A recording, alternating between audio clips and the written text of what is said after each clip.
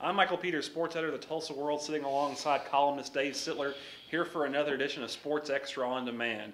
It's a special Bedlam edition, Bedlam week, and so I'm going to be there Saturday. It's the first time I've been. I'm very excited to go. Let me ask you, as someone who's been involved in this game for quite a few years, what does Bedlam mean to you, and what does it mean to the two sides? I think that to me, I've covered it since '85. So what's that? 26 of them, and to me, no matter what the records are, it's huge, but so huge for Oklahoma State. But you know, OU tries to kind of slough it off, but they need to win it too every year. And I find this one interesting, Michael. What I wrote today is that OU's feeling the pressure a little bit of OSU. And the reaction I've got from OU fans makes my point. Exactly, you know. But no, to me it's a terrific game when you see a 3-7 team win like OSU did against a team that was going to go to the national championship. Tells you the emotion involved. Yeah, I mean, I've been involved in A&M in Texas. I've also been to Red River, and these games are special and they're different. And when everybody says, "Oh, well, it doesn't matter," well, no, it matters, and it matters to the two people involved. And I know, even as an A&M fan, it doesn't matter if Texas thinks Oklahoma is more important. You still want to win that game, and it still makes you feel better when you win that game. It's still easier to wake up the next day when you feel that game. And the thing is that how does Oklahoma State make that a game? The same way that A&M did 20 years ago, where when you win that game 4, 5, 6 years in a row, that game becomes very important to Oklahoma. Then, if that becomes the case, I've said this over and over again, and I'll say it now. If Oklahoma State doesn't win this year, are they ever going to win? I mean, everything has been laid out for them. I mean, take me through that. I know Oklahoma's capable, but it just seems like things have laid out so well for Oklahoma State. I mean, this is kind of a must-to for those guys. It really is, because when you factor in the people that OU has lost, some marquee players that they have lost, like Broyles, and also last year OSU almost beat them when they had Brandon Wheaton hurt in the second quarter, and Blackman went into the game 50%. They're both healthy. So, like you said, everything is set up for them this year if they don't win it. Because if you look at OU's depth chart, they're pretty young.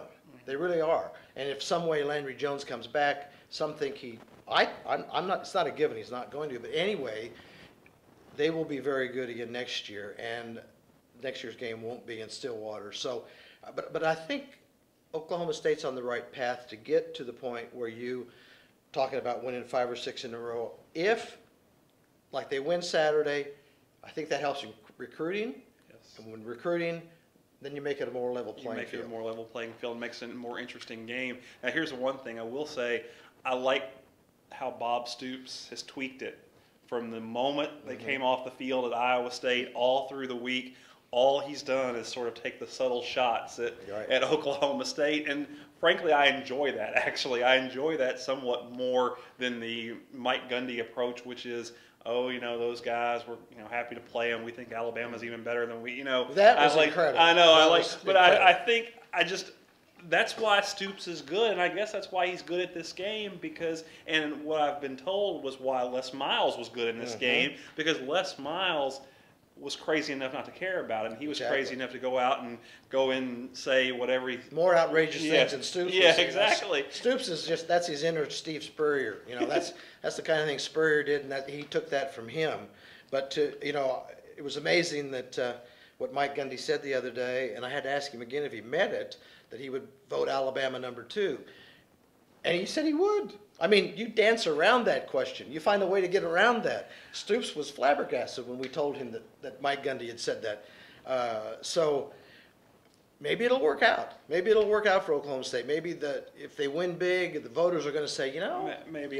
Unfortunately, I don't think it's going to work out. And maybe that's why Gundy can say it, because he knows it's not going to work out. And it's too bad to me, because I'll eventually have to put this in the blog, and I've been thinking about this for weeks and weeks.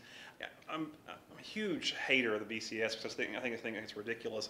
But this to me is another reason why it's ridiculous and why the people who talk about how every game matters. Well, no, they don't, because Not LSU now. this week, their game doesn't matter, because if they win, if they lose, they're going to probably be in anyway. They will. Alabama didn't even have to win the most meaningful game they played this year. They lost it, yet they're still going to get a reward for going to the national championship. And I understand that Alabama may very well be better than Oklahoma State. They may be better than Virginia Tech and Stanford and Oregon and anybody else that you want to throw up against them.